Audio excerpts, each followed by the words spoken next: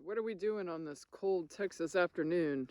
It's finally gotten above minus and the wind's not blowing, so I thought I'd take the opportunity to again fulfill part of my New Year's resolution, which is when I run out of something, if I can, try to figure out how to replace it without going to the store and buying something. So, in response to running out of this tree will provide the salicylate that this has in it. So when my back hurts from time to time, I will take a tincture of that tree. So you ask yourself, what is that tree? Well, that tree's a black willow tree. And I was told that the white willow tree has more medicinal properties, but this is a tree that I know that I have on the property, and so I'm just going to use it. So it's already winter, so it's very difficult to actually take the bark off this tree.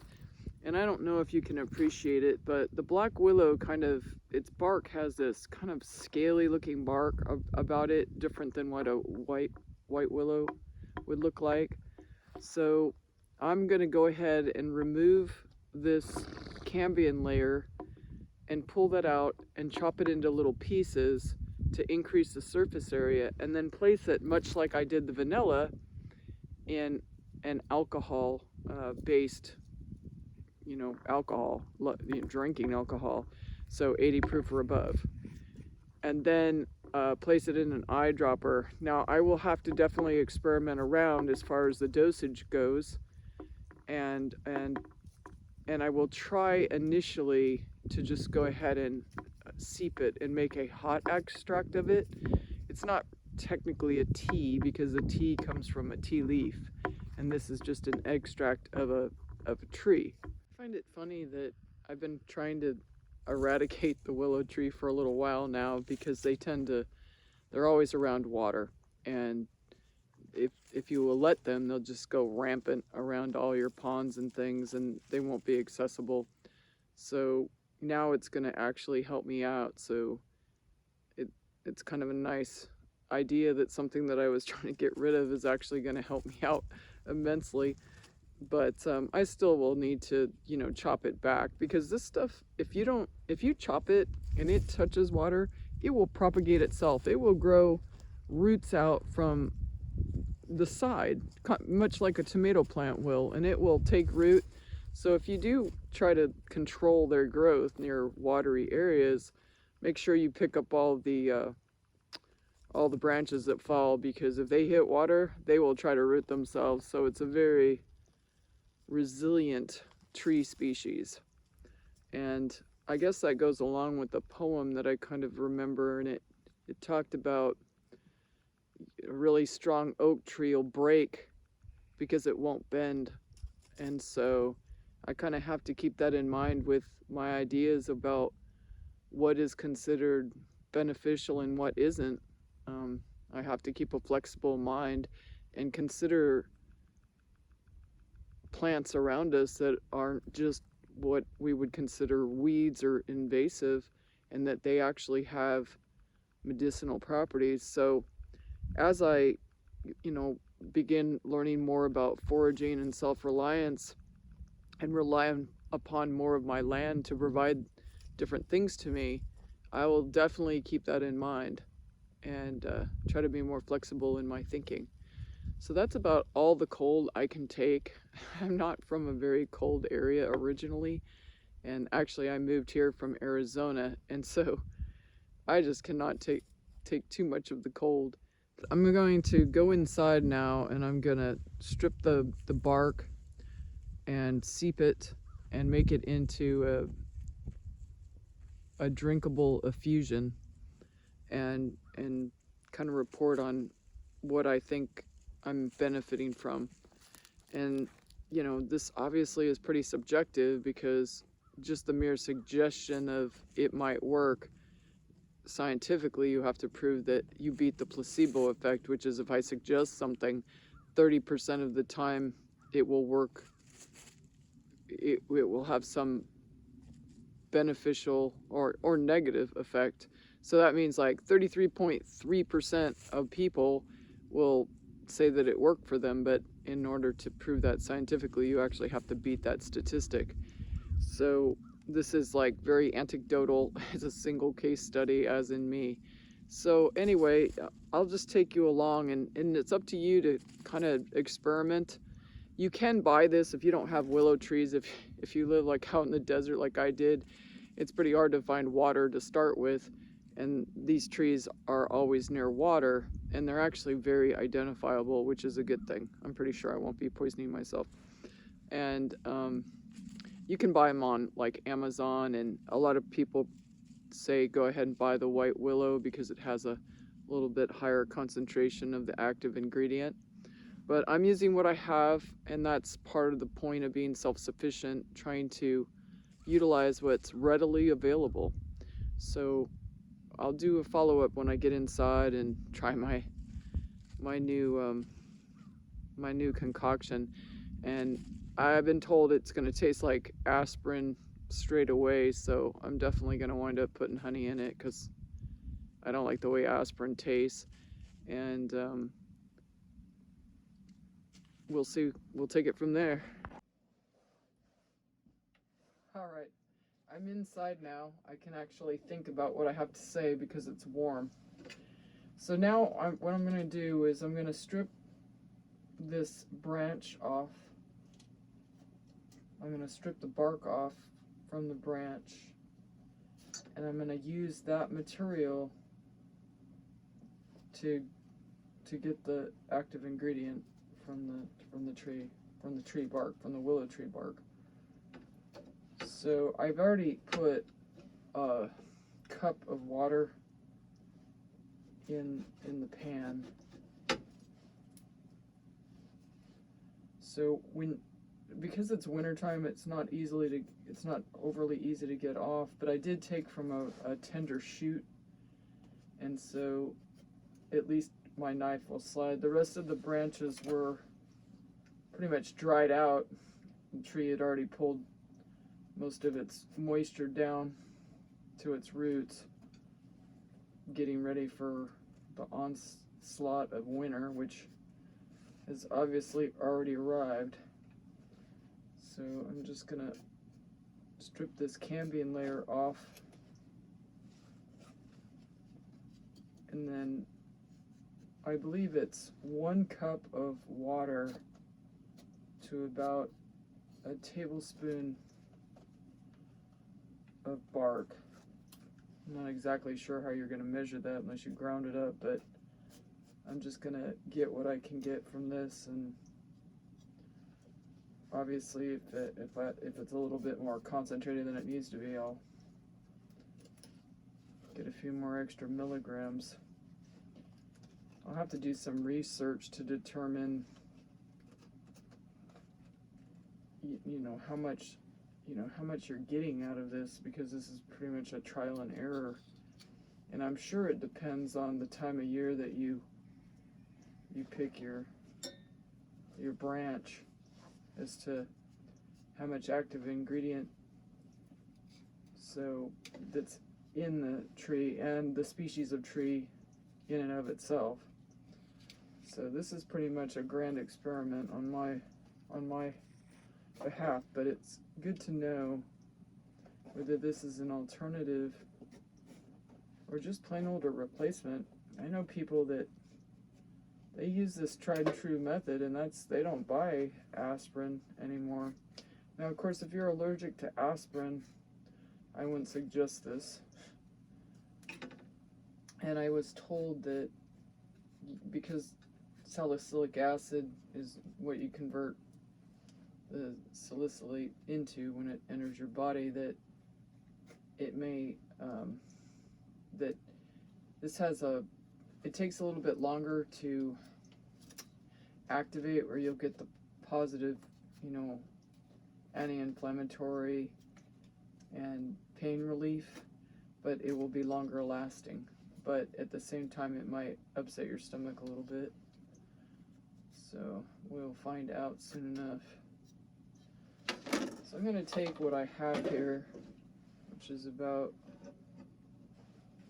I'll just show you that much. And I'm only using this amount for 1 cup of water. So I'm going to go ahead and chop that up more with scissors to just, you know, increase the amount that will be extracted in a quicker fashion. That is if I get it in the pan.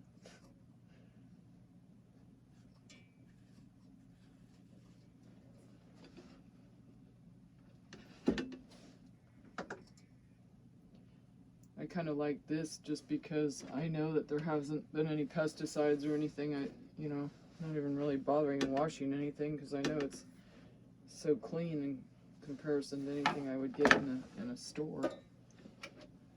So anyway, fortunately I have water now. I actually didn't have water for about a half a day or a day. It got so cold, and even though I heat wrapped my pipes and everything, it was still cold enough to freeze in the weaker areas, and my tank is still frozen solid, so I actually don't have any drainage of my water at this point, so I was able to take a shower, but hopefully tomorrow it will get warmer and that shower water will be able to drain because it's pretty much a brick in there right now. So right now it's floating on the top of the water. So now I'm just going to go ahead and pour. It's been about 20 minutes. I'm going to go ahead and pour the fluid, which is actually kind of a reddish color, surprisingly. Not brown, but really kind of a cranberry red. And I'm going to let that sit there because I do not want to burn my tongue, amongst other things. As I was saying, it kind of has a red tint to it, so that's kind of surprising. I thought it would have more of a either brown or yellowish tint. So I just wanted you to be able to appreciate that. I already took a sip of it. It doesn't taste like aspirin to me. It just tastes like, I don't know how to exactly say it into words, but it's not unpleasant. It's just kind of, it's mellow, and it almost tastes like a super bland black tea. Like not that strong. So I'm gonna drink about half of this cup. The level's about here, so between the evaporation of the water and everything, I got that much of a cup, if this is a true cup. Actually, I have a cup here, so it should fill that up, just to see how much I capture. So, I mean, other than the fact I just spilled a little, it basically gives me a cup. So, very little evaporation. So I put a cup in, I got a cup out, more or less. So I don't feel like I really need to add honey to it. It's not really necessary.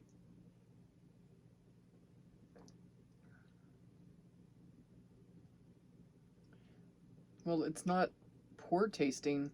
It's not exactly something that I would, you know, maybe look forward to drinking, but it, you know, I just didn't know what to expect, in all honesty. I thought it'd be like bitter, like when you chew an aspirin or something.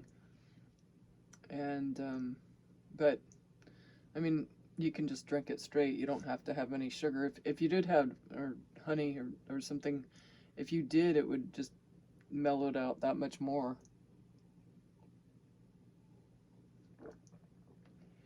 So I drank about a half a cup, so I'm not going to drink any more. And I'm going to see if I get that kind of high, not high feeling, but a little lightheadedness, or that goes away. I was told that you'll feel it in your head, and then it'll just, not in a really bad way, like you feel like passing out, but you'll feel a little like lightheaded.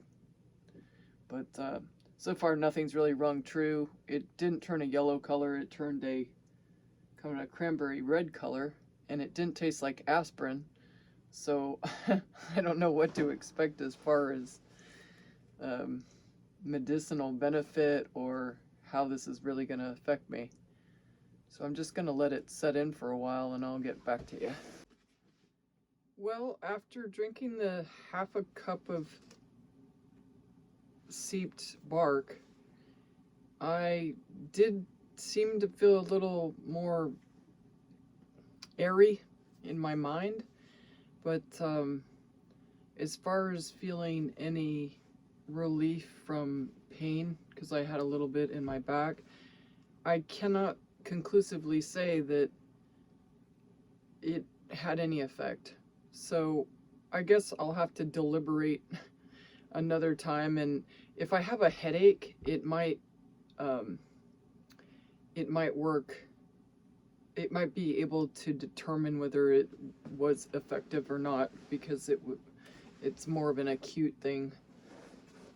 But I did experiment with a friend that had a headache, and the idea of turning your head right and then turning your head left, and then interlacing your hands and putting it behind your neck, and then turning your eyes to the right, and that usually will produce a yawn or a sigh depending on the person. I fought my yawn off. I almost immediately have a yawn. There can be a little bit of a delayed response, and then you do the same thing. You look to the right and you look to the left, and again you interlock your hands, then put it behind your neck, and then you look straight forward, but then you move your eyes to the left. And I did just tell the friend to do that, and they said that their headache was instantaneously relieved. So that's resetting one of your nerves. So, you know, if the bark isn't doing it for you, some other type of natural remedy might work. So I'm not, I say do what works. So I just can't draw a conclusion about the willow bark, but I will certainly try it again, and I will make an emulsion out of it once I get some alcohol, because I don't drink very much and I just don't have like alcohol sitting by to make an emulsion of it. Perhaps you want to try it. So that's what we're doing today. We're just experimenting.